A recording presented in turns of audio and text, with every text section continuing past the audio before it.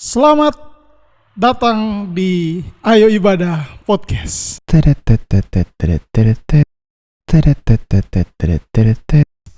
Kembali lagi kita bersama-sama, kita belajar bersama-sama, kita cari tahu bersama-sama hal-hal yang berkaitan tentang kekristenan utamanya. Kembali lagi bersama dengan saya, Alpein Bulamei, dan rekan saya Gilbert Santoso is here. Oke, hari ini kita akan bahas masih tentang doktrin keselamatan tentunya.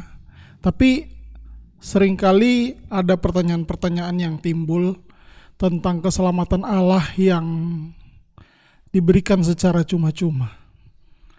Banyak yang sering berpendapat bahwa kok gampang itu menerima keselamatan, karena keselamatan diterima dengan gratis atau secara cuma-cuma.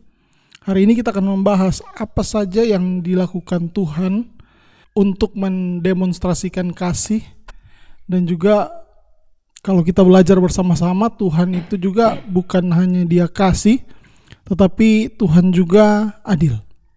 Betul. Bisa beri pandangan awal tentang ini. Jadi itu adalah bagian dari sifat Allah ya, bahwa Allah kasih sekaligus Dia adil. Kasih dalam artian Dia mengasihi manusia, Dia mengasihi ciptaannya, tapi adil dalam pandangan bahwa Dia membenci dosa dan dosa harus dihukum. Sehingga banyak orang yang sulit untuk mengerti dan memahami kedua sifat ini berada di dalam satu Tuhan atau satu Allah begitu, bahwa kasih dan juga adil. Nah, bagaimana kira-kira manusia yang berdosa, kalau Allah adil harus dihukum.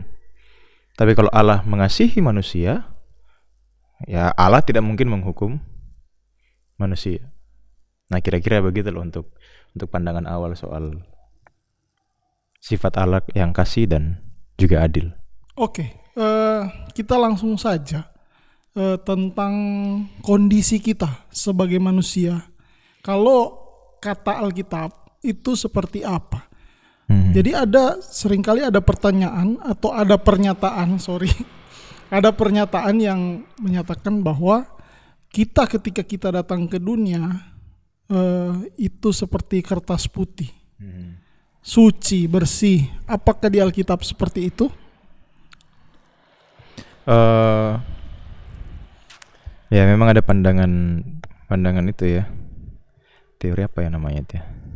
Later that same evening. Tabula rasa, ya. Padahal belajar di psikologi lalu.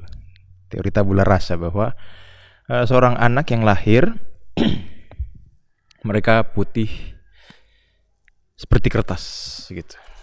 Ada lagunya siapa itu? Lagunya Padi gitu. Kita terlahir bagai selembar kertas putih. Nah itu dia. Itu terpengaruh oleh teori tabula rasa.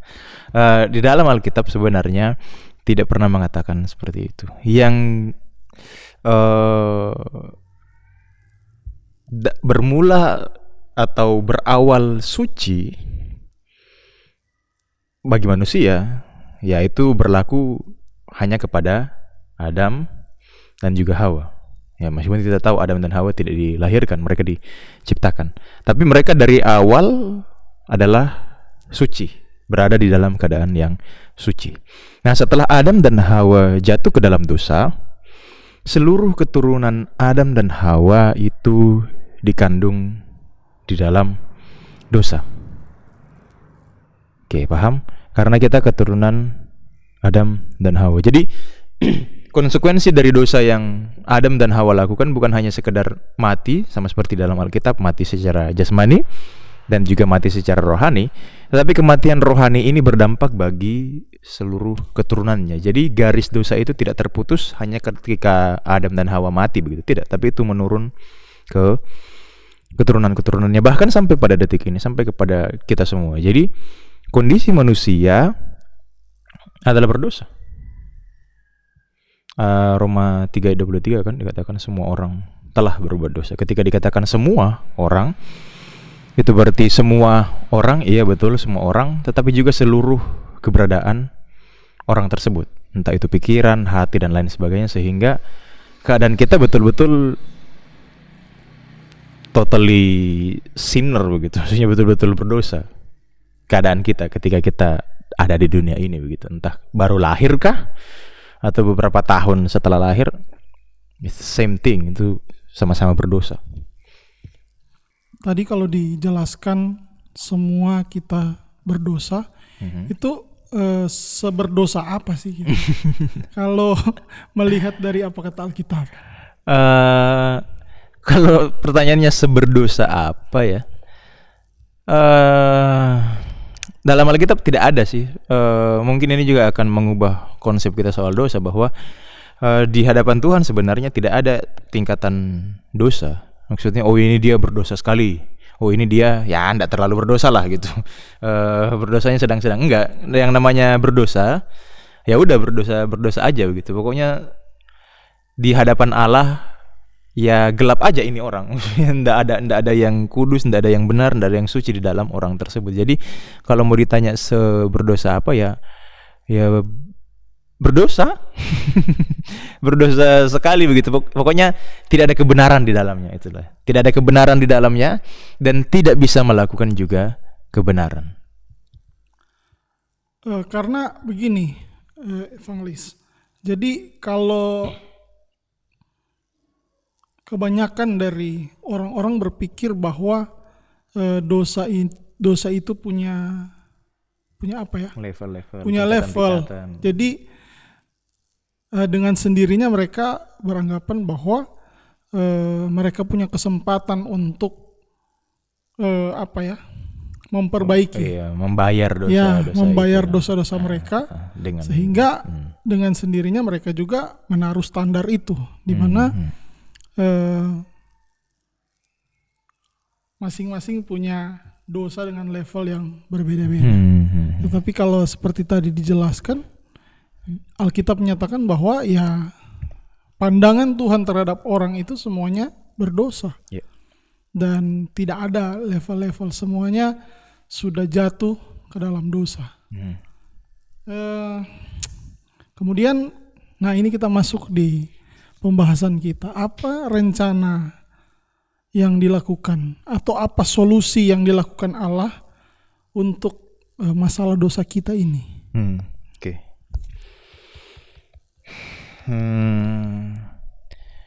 Banyak orang yang bilang ya, ini pertanyaan apologetika. Kalau memang Allah Maha Tahu dan Maha Kuasa, kenapa Allah tidak mencegah Adam dan Hawa berbuat dosa? Kalau memang pada awalnya dia tahu bahwa Adam berbuat dosa dan dia Maha Kuasa, dia sanggup harusnya untuk mencegah Adam dan Hawa jatuh dalam dosa. Tetapi yang perlu kita bukan pahami juga sih, yang perlu kita tahu bahwa Allah itu sudah punya bukan hanya one step ahead gitu, tapi mungkin 1000 step ahead dibandingkan manusia begitu. Jadi Allah tahu Adam dan Hawa jatuh dalam dosa, makanya Allah menyediakan menyediakan solusi bagi dosa tersebut. Nah itulah kenapa kalau kita lihat dalam Kejadian 3 ayat 15, setelah Adam dan Hawa jatuh dalam dosa, kemudian mereka mendapatkan hukumannya masing-masing, itu keadilan Allah. Yang berdosa dapat hukuman. Perempuan jadi susah melahirkan. Melahirkan. Laki-laki harus bekerja keras untuk menghidupi keluarganya di tanah yang sudah terkutuk ini. Si ular dikutuk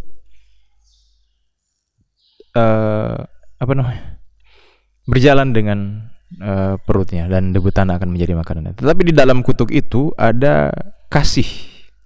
Di dalam keadilan Allah yang mengutuk atau menghukum dosa, ada kasih ketika Allah mengatakan bahwa keturunanmu akan menghancurkan keturunannya. Keturunan si Hawa akan menghancurkan kepala si ular. Nah, perlu diperhatikan bahwa di dalam gramatika bahasa aslinya, keturunan di sini tidak dimaksud keturunan-keturunanmu. Itu pun juga yang Paulus kutip lagi di dalam Galatia. Yang dimaksudkan keturunan di sini hanya satu orang, bukan keturunan Hawa seperti kayak siapa anak Hawa? Iya, Kain, Habel. Bener nggak sih? Ya, Kain, Habel, Set dan seterusnya. Bukan keturunan itu yang Allah maksud, tetapi satu benih, satu keturunan yang akan dijanjikan.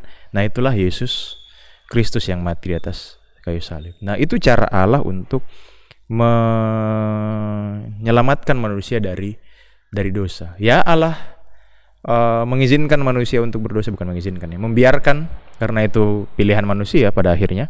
Tapi Allah menyediakan solusi bagi dosa tersebut, yaitu keselamatan. Ya, meskipun pada akhirnya itu terjadi nanti ribuan tahun setelah Adam dan Hawa, nanti peristiwa salib terjadi ribuan tahun jauh setelah Adam dan Hawa, atau setelah peristiwa Taman Eden.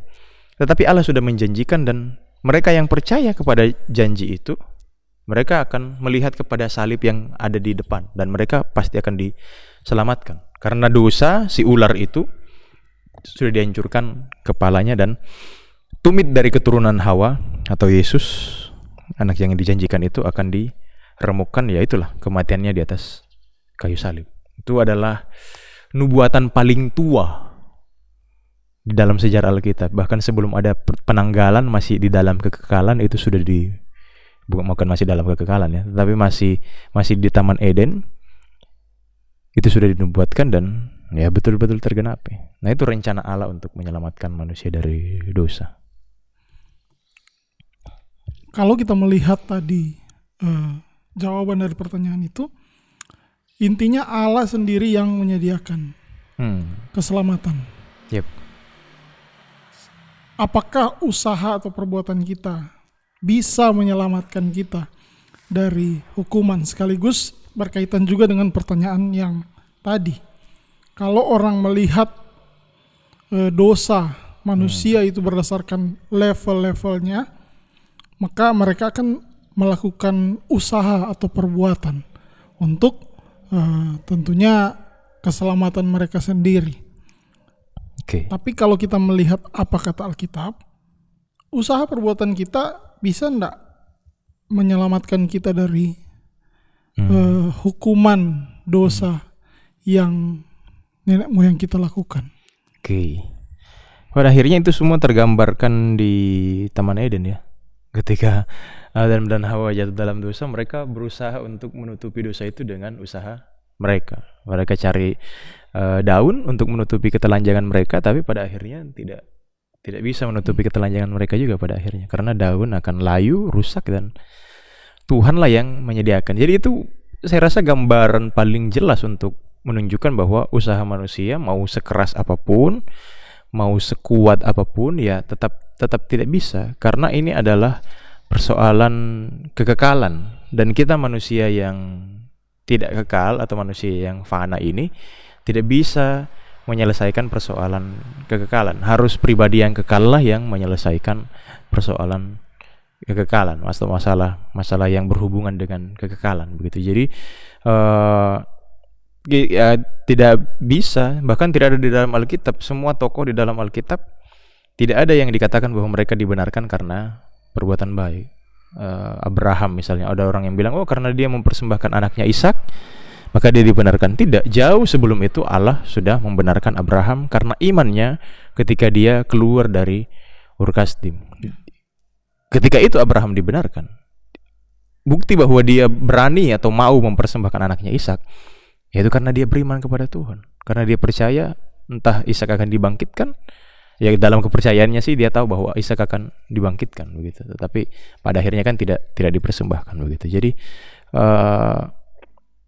tidak ada usaha manusia, karena itu juga tadi tidak ada level atau tingkatan dosa. Ya dosa, mau itu dia mencuri ayam kek, atau dia membunuh orang, di mata Tuhan sama kadarnya, sama beratnya begitu. Tapi mungkin bagi manusia ya konsekuensinya akan berbeda begitu. Yang nyuri ayam dihukum berapa lama, yang membunuh dihukum berapa lama gitu. Konsekuensinya yang berbeda, bobotnya, kualitasnya atau esensi dosanya ya sama, dosa ya dosa begitu. Jadi tidak ada perbuatan baik manapun yang bisa menyelesaikan atau membayar dosa yang sudah kita lakukan. Oke, kalau memang tidak ada perbuatan dari manusia untuk menerima keselamatan itu, terus apa yang harus dilakukan manusia? Misalnya nih ada dari teman-teman yang ternyata keselamatan itu 100% dikerjakan oleh Tuhan dan bukan oleh perbuatan saya. Nah, lalu apa yang harus saya dan teman-teman lain lakukan untuk menerima keselamatan dari Tuhan? Oke. Ya sederhana. Percaya dan mengimani akan janji keselamatan itu, sama seperti tadi yang saya katakan, bahwa ketika Allah sudah menyiapkan solusi bagi dosa itu, yaitu bahwa keturunan si Hawa, yaitu Yesus Kristus, harus mati di atas kayu salib, tetapi sebagai ganjaran dari kematiannya di kayu salib, ya dia menghancurkan kuasa dosa, dia meremukkan kepala si ular. Jadi hanya tinggal percaya saja kepada itu, kepada karya salib, kepada perbuatan salib, kita pasti selamat. Itu kan yang Roma 10 ayat 9 dan 10 katakan. Sebab jika kamu mengaku dengan mulutmu bahwa Yesus adalah Tuhan dan percaya dalam hatimu bahwa Allah telah membangkitkan dia atau membangkitkan Yesus dari antara orang mati, maka kamu akan diselamatkan. Mengakui Yesus Tuhan, mengakui bahwa dia bukan hanya mati tetapi juga bangkit, percaya di dalam hati atau menerima dia sebagai Tuhan dan Juru Selamat, kamu diselamatkan. Itu saja stepnya, mengaku dan percaya, diselamatkan. Ya. Oke, ini ada satu pertanyaan titipan sih sebenarnya dari subscriber Ayo Ibadah. Ada tidak orang yang lupa bahwa ia diselamatkan oleh Tuhan? Jadi misalnya contoh begini, dia sudah pernah menerima Tuhan Yesus, kemudian dia berbalik dari dia berbalik dari rencana Tuhan untuk kehidupannya, murtad lah istilahnya. Nah sekarang apalagi sorry ada tidak orang yang lupa bahwa ia diselamatkan oleh Tuhan? Jadi begini, pada akhirnya muncul satu pertanyaan, selamat enggak dia?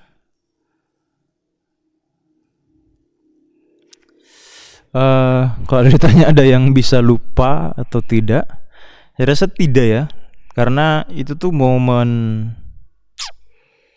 sekali seumur hidup begitu, kayak pasti ketahuan dan pasti bisa dirasakan begitu. Saya pun kalau mau flashback kembali momen ketika saya terima Tuhan Yesus, itu momen yang indah begitu. Kalau mau diingat pasti merinding sendiri gitu, karena itu momen yang menyenangkan, yang perasaan lega karena dosa-dosa sudah dihapuskan oleh Tuhan Yesus, itu begitu menyenangkan dan begitu indah begitu. Jadi tidak ada yang, saya rasa tidak ada manusia yang bisa melupakan begitu. Tetapi kalau misalnya dia murtad, kita tidak bisa menilai iman seseorang masalahnya gitu. Kita tidak bisa bilang ini sudah terima Tuhan Yesus, ini sudah ada Tuhan Yesus dalam hatinya. Kita tidak bisa menilai mereka. Itu kan urusannya mereka dengan Tuhan begitu. Karena ya makanya tadi mereka pasti tahu begitu. Firman Tuhan juga mengatakan kan bahwa semuanya itu kutuliskan kepadamu supaya kamu yang percaya pada nama Anak Allah tahu bahwa kamu memiliki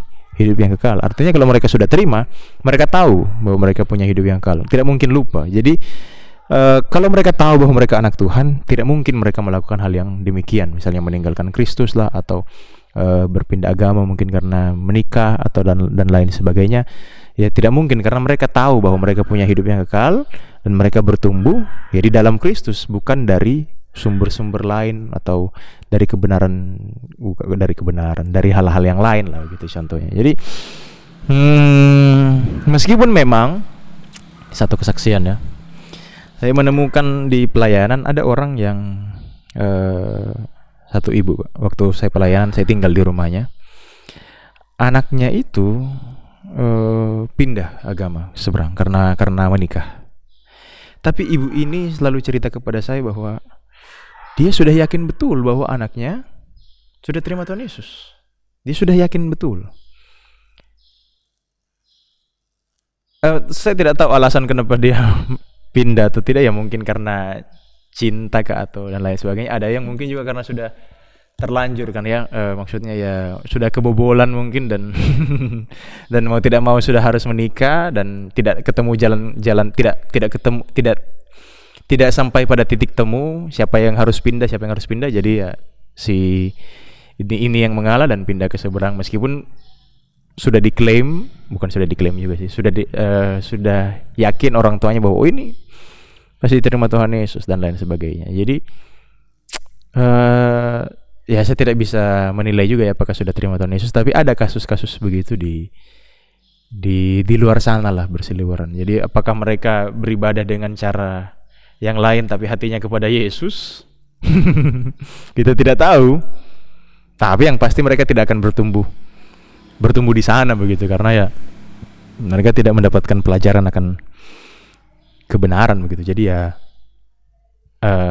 itu special case lah, dan kita tidak tahu apakah betul-betul ada. Tapi kalau pun mereka sungguh-sungguh percaya, seharusnya mereka tidak berpindah lah, mereka tidak meninggalkan Yesus. Murtad kan artinya berbalik 180 derajat. Jadi yang awalnya dari Kristus berbalik meninggalkan Kristus. Intinya kita tidak membuat satu klaim, tapi dipertanyakan.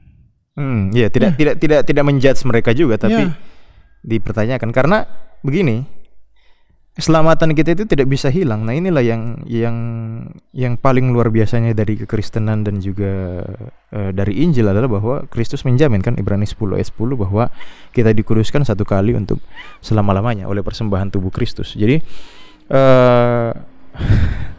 meskipun jangan dicontoh, meskipun pada akhirnya kalau memang orang itu pikir bahwa toh saya juga sekali selamat tetap selamat, ya nggak apa-apa dong kalau mau pindah. Mungkin saja ada orang karena mereka tidak bertumbuh, mereka cuma sekedar asal tahu bahwa tidak apa-apa bikin dosa atau tidak apa-apa pindah agama lain karena toh pasti selamat. Ya mungkin ada orang yang berpikir demikian, tapi ya kalau mereka sungguh-sungguh mengasihi Kristus, harusnya mereka tidak melakukan hal yang demikian. Tetapi kalau memang mereka sudah percaya dan pada akhirnya mereka murtad dalam tanda kutip, mungkin pindah agama atau lain sebagainya, ya keselamatan mereka tidak bakalan hilang kok. Tidak akan hilang. Mereka pasti juga akan masuk surga pada akhirnya begitu. Ketika orang menerima Tuhan Yesus, dia juga kan harus mengaku bahwa dia butuh Tuhan. Dia berdosa, dia berdosa, dia butuh Tuhan. Artinya kalau dia kembali atau dia berpindah dari keyakinan dia terhadap Tuhan Yesus Kristus yang sudah menolongnya, maka kalau menurut saya ini dia artinya dia tidak berpegang lagi kepada Kristus yang sudah menolongnya. Karena inti dari keselamatan kan kita yang berdosa, kita yang sudah mati, Tuhan yang Maha Kuasa, Tuhan menolong kita. Artinya perasaan bahwa kita ini butuh Tuhan itu saya pikir harus tetap terus ada. Iya betul. Karena kalau kita berpikir bahwa kita tidak butuh Tuhan, maka kalau menurut saya kayaknya dia belum dengan sepenuhnya mengimani bahwa Tuhan Yesus sudah menolong dia dari kematian kekal. Ya, ini mungkin ada sedikit perbedaan di luar sana, tapi sekali lagi kita bukan buat klaim tapi dipertanyakan. Betul. Oke,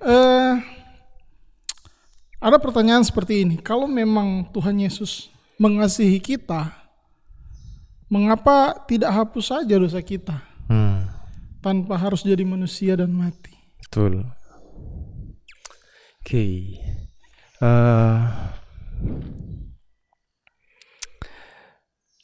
Kalau Allah, memang dia iya. mengasihi kita, mengapa hapus saja dosa kita tanpa harus dia datang ke dunia dan mati? Kan dia maha kuasa. Nah, tapi justru di situ poinnya mengasihi. Saya rasa ya, kalau Tuhan tidak mengasihi kita, justru dia akan melakukan hal yang demikian. Ya sudah, hapus saja dosanya, terus biarin aja manusia begitu. Tapi justru karena kasih, Allah mau tunjukkan bagaimana sih kasih itu supaya manusia bisa mengerti. Kalau Allah cuma sekedar hapus dosa selesai, bagaimana manusia bisa mengerti kasih itu? Supaya kita bisa mengerti, oh ini tuh kasih dari Allah, dia harus tunjukkan itu. Dan itu harus ditunjukkan dengan cara yang bisa dipahami dan dimengerti manusia. Makanya dia datang menjadi manusia. Supaya manusia bisa lihat contohnya dan teladannya. Oh ini yang Allah lakukan. Datang menjadi manusia, dia mati di atas kayu salib, dan kita paham bahwa oh ternyata kalau mengasihi orang atau kasih itu harus dinyatakan melalui pengorbanan. Nah begitu. Jadi Allah datang ke dalam dunia ini bukan karena iseng-iseng ya, saya datanglah ke dunia supaya dapat pujian dan lain sebagainya. Tidak, supaya manusia bisa memahami. Karena pada saat itu Yesus dalam keadaannya sebagai manusia, kita manusia, jadi kita bisa paham, oh apa yang dia rasakan di salib, penderitaan yang dia terima ketika dia digantung, apa yang dia alami ketika dia mati, kita bisa paham. Itu poin dari kasih. Justru karena dia mengasihi kita, makanya dia datang ke dunia ini menjadi manusia. Kalau dia tidak mengasihi kita, Allah sekedar kasih biar saja manusia, dan ya sudahlah, kalau memang pengen diselamatkan aja tanpa manusia paham apa yang terjadi begitu. Tapi justru karena Allah mengasihi kita, dia mendemonstrasikan. Jadi di dalam Alkitab tidak hanya memberikan definisi soal kasih dan lain sebagainya, tapi Alkitab juga mendemonstrasikan definisinya. Jadi ditunjukkan bagaimana cara kerjanya, apa yang dimaksudkan dengan ini. Jadi itulah yang Yesus juga lakukan kepada kita. Sama seperti Alkitab, mungkin agak sedikit menyimpang ya, tapi contoh yang sama. Kenapa Allah tidak datang? Kenapa Allah tidak langsung berikan saja Alkitab ketiplek begini tanpa ada yang tulis, tiba-tiba turun saja dari surga? Kenapa tidak seperti itu? Kenapa Allah memakai penulis manusia, dia mengilhamkan kepada manusia, kemudian manusia yang tulis? Supaya manusia paham. Sesederhana itu. Supaya manusia bisa memahami, karena yang tulis adalah manusia, tetapi isinya berasal dari Allah, diilhamkan, diinspirasi oleh Allah. Tetapi karena manusia yang tulis, manusia bisa memahaminya. Begitu juga dengan keselamatan, begitu juga dengan karya salib. Kenapa Yesus datang menjadi manusia? Supaya manusia bisa memahami, karena sama-sama manusia. Kita jadi bisa mengerti apa itu kasih. Oke, masih soal tentang solusi yang dilakukan oleh Allah, di mana dia turun ke dunia dan mati. Apa hubungan pengorbanan yang Tuhan Yesus lakukan itu dengan keadilan Allah bagi manusia? Karena tadi kita bicara soal Allah itu kasih, sekaligus Allah itu adil. Ya, saya rasa ini juga menjawab itu ya. Seperti yang saya katakan tadi, keadilan Allah membenci dosa, dan dosa harus dihukum. Manusia berdosa, manusia harus dihukum. Tapi hukuman itu, kayaknya saya sudah pernah katakan di podcast sebelumnya. Hukuman itu juga bisa berarti sebagai pengorbanan pengganti atau korban pengganti, begitu. Dosa harus dihukum, iya. Tapi Allah mengasihi manusia. Tidak mungkin dong Allah menghukum manusia kalau memang Allah mengasihi. Sehingga dialah yang harus menerima hukuman itu. Itulah kenapa Yesus datang ke dunia ini dan dia mati di atas kayu salib. Bukan karena dia difitnah, bukan karena dia penjarakan atau dieksekusi mati oleh orang Romawi, bukan. Tapi itulah ganjaran dari dosa manusia. Itulah artinya Paulus katakan di dalam Korintus bahwa dia yang tidak mengenal dosa dibuatnya menjadi dosa karena kita. Yesus bukannya dibuat menjadi berdosa, dibuatnya mengalami, memikul dan merasakan ganjaran serta konsekuensi dosa itu. Itu maksud dari ayat itu. Sehingga Yesus yang tidak berdosa, yang kudus, harusnya tidak dihukum dong karena dia tidak berdosa. Tapi dia menerima ganjaran itu. Dia dibuat menjadi dosa. Dia menerima ganjaran yang seharusnya diterima oleh pendosa. Sehingga keadilan Allah diselesaikan karena pada akhirnya dosa dihukum. Kasih Allah juga dinyatakan karena manusia tidak dihukum di neraka, tetapi memperoleh hidup yang kekal ketika percaya kepada Dia. Jadi selesai persoalan soal Allah adalah kasih dan juga Allah adalah adil. Make sense. Oke, ini yang menjadi pertanyaan atau ini yang menjadi mungkin kegelisahan dari orang-orang yang sudah tahu bahwa Allah berinisiatif untuk menyelamatkan mereka, tetapi mereka masih agak sedikit bingung dengan pertanyaan ini. Setelah menerima jaminan keselamatan, kan kita masih di dunia, otomatis masih melakukan dosa. Betul. Nah, itu yang membingungkan sebagian dari teman-teman mungkin yang menyaksikan podcast ini. Bagaimana dengan dosa yang kita lakukan setelah kita menerima anugerah itu? Jadi kan kita masih di dunia, masih berdosa, masih hidup dalam daging. Yep. Itu seperti apa penjelasannya? Untuk dosa yang kita lakukan setelah kita menjadi percaya atau terima Tuhan Yesus sebagai Tuhan dan Juru Selamat, secara status itu sudah ditebus satu kali untuk selamanya. Jadi dosa dulu, sekarang, dan bahkan yang akan datang yang kita belum lakukan, itu sudah ditebus semuanya secara status. Jadi itu tidak merubah konsep keselamatan kita, meskipun kita jatuh dalam dosa di masa yang akan datang. Tetapi secara praktek tentu itu masih terjadi karena kita masih hidup secara daging di dalam tubuh yang fana ini. Ada keinginan daging, hawa nafsu dan lain sebagainya. Nah, kalau kita jatuh entah karena lagi pengen aja atau kadang-kadang kita menuduh bahwa ini digoda oleh si iblis dan lain sebagainya, ya tetap akan dihukum karena pada akhirnya Allah adalah kasih dan Allah adalah adil. Tetap akan dihukum, tapi bukan di hukuman kekal di neraka, bukan, tetapi akan dihukum secara mau dikatakan, secara langsung di dunia ini. Tidak langsung dalam artian habis bikin dosa langsung dihukum, tidak. Tapi maksudnya selama di dunia ini akan dihukum. Mungkin teman-teman pernah berpikir bahwa entah ketika kita jatuh dalam dosa, kemudian beberapa hari atau beberapa jam setelahnya mungkin kita kena sial apa gitu, sakit atau jatuh. Mungkin kadang-kadang kita berpikir kayaknya ini adalah instant karma. Iya, instant karma, that's it.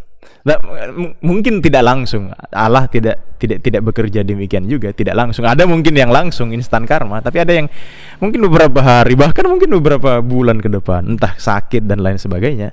Itu adalah ganjaran dari dosa praktikal yang kita lakukan.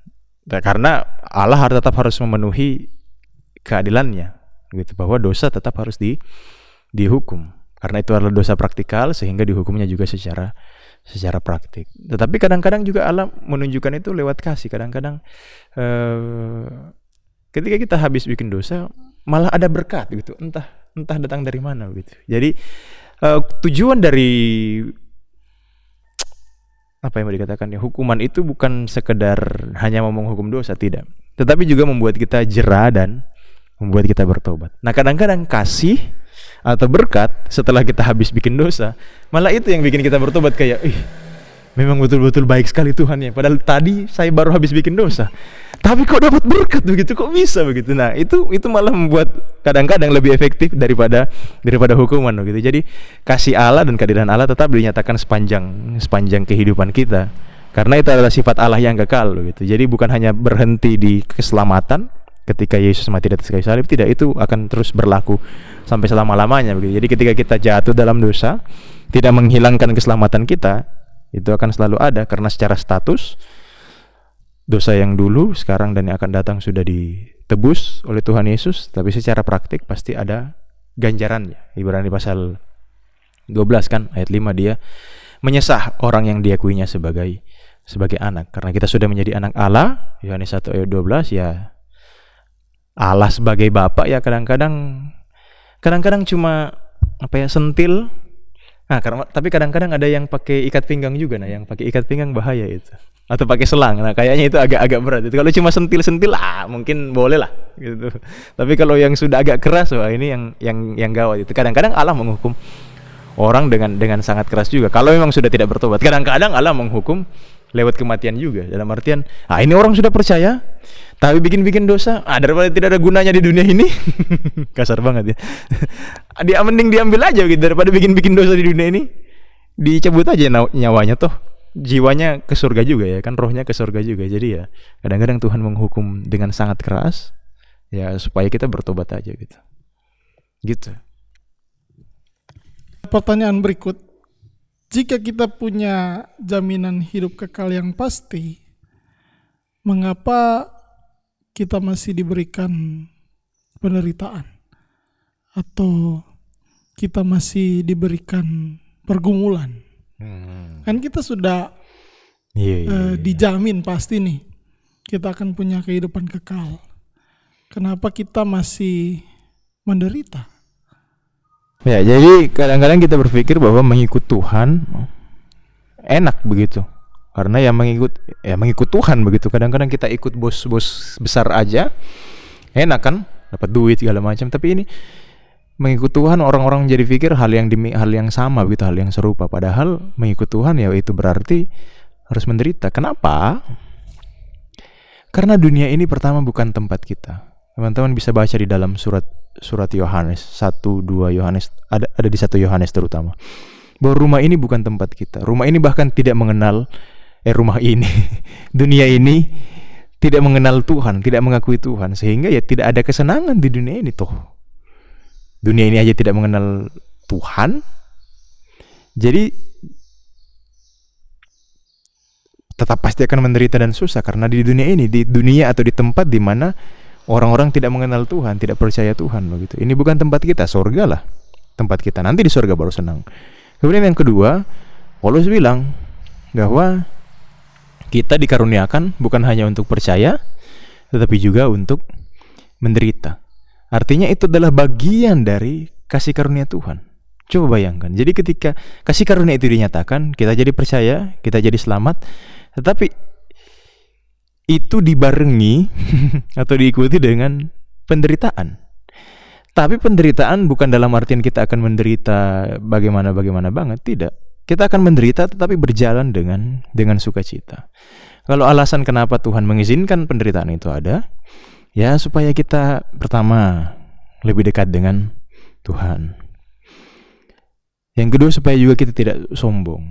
Kadang-kadang Tuhan mengingatkan kita dengan pergumulan dan juga penderitaan supaya kita tidak mengandalkan kekuatan kita sendiri. Supaya kita mengingat bahwa Tuhan ada loh di dalam kehidupan kita.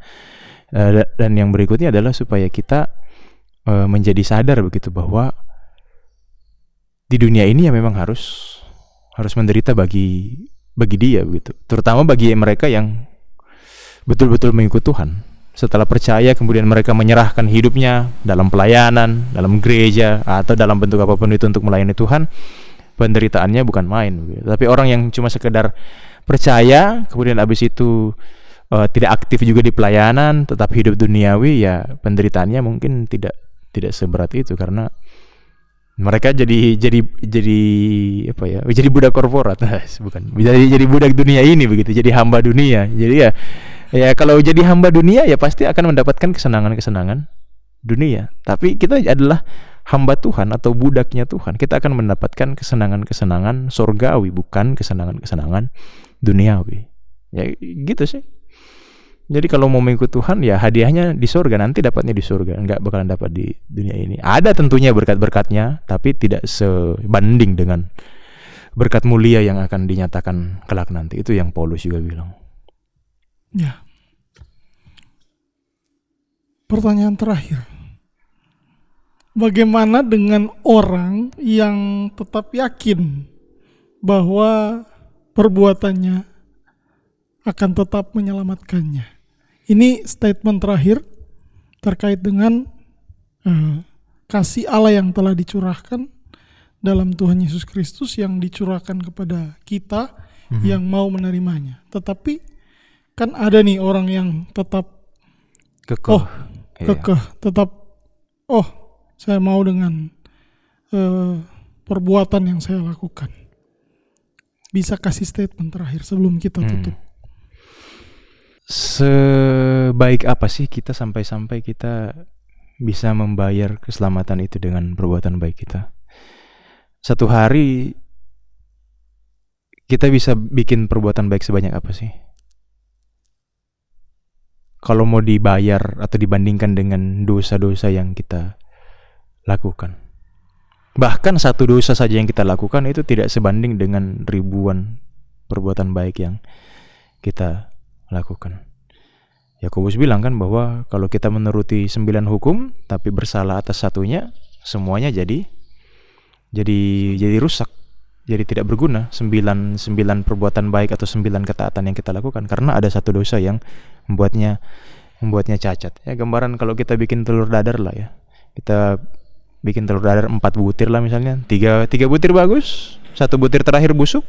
Ya makan aja kalau tetap mau paksa makan, mau masak telur dadar ya 3 sih bagus ya, lebih banyak kan, 3 kan lebih banyak daripada 1. Cuma 1 kok yang busuk. Ya kalau dimakan tetap sakit perut juga. Ya gambarannya seperti itulah. Jadi perbuatan baik sebagaimanapun, mau kekeh bagaimanapun, ya enggak bisa begitu. Kayaknya memang orang-orang keras kepala begitu ya memang ya kena enggak jahat sih, tapi ya terima Injil, repent, bertobat, terima Tuhan Yesus. Kalaupun tidak ya udahlah, mau bagaimana lagi, kita enggak bisa paksa. Berdoa aja Roh Kudus bekerja dalam hati orang-orang yang keras kepala dan keras hatinya seperti itu. Ya, dan Allah tetap mengasihi mereka. Ya of course. Dengan membiarkan mereka hidup dengan kehendak mereka. Toh masih ya justru Allah mengasihi mereka karena Allah tidak memaksa. Harus percaya, itu enggak kan, tetap diberikan. Dan bukti nyata bahwa kalau mereka masih hidup sampai saat ini itu berarti Tuhan kasih kesempatan gitu. Kalau mereka udah mati kan udah nggak ada kesempatan sama sekali. Tapi kalau mereka masih ada kesempatan, mungkin hari ini mereka akan menolak, mungkin tahun depan mereka akan menolak, mungkin 2 tahun depan mereka akan menolak. Kita tidak tahu. Mungkin di tahun ke-5 mereka akan luluh. Nanti tahun ke-7 baru mereka terima Tuhan Yesus. It's okay, harus bersabarlah menghadapi orang-orang yang seperti itu. Tapi kalau berbicara mereka mau paksa soal perbuatan baik, enggak, tidak ada yang bisa sampai ke surga selain daripada Yesus, selain melalui Yesus Kristus. Oke. Demikian pembahasan Ayo Ibadah Podcast. Sebelum kita tutup, mungkin nanti sebentar evangelis boleh tuntun dalam doa. Mungkin ada teman-teman yang nonton Ayo Ibadah Podcast ini yang menyadari bahwa kita semua, bukan hanya teman-teman, tapi kita berdua juga orang yang berdosa. Of course. Yang sadar bahwa kita ini butuh Tuhan. Dan Tuhan menyediakan itu di mana dia boleh datang ke dunia menjadi manusia dan mati untuk menjadi korban pengganti. Seperti yang dijelaskan tadi, menjadi korban pengganti atas murka Tuhan. Memang murka Tuhan, kita pantas untuk dimurkai. Tetapi karena pengorbanan Tuhan Yesus Kristus, maka murka itu ditimpakan kepada Tuhan Yesus. Kepada Tuhan, ya. Ya, bagi teman-teman yang mau menerima Tuhan Yesus sebagai Tuhan dan Juru Selamat, kita akan berdoa setelah penutup dari video ini.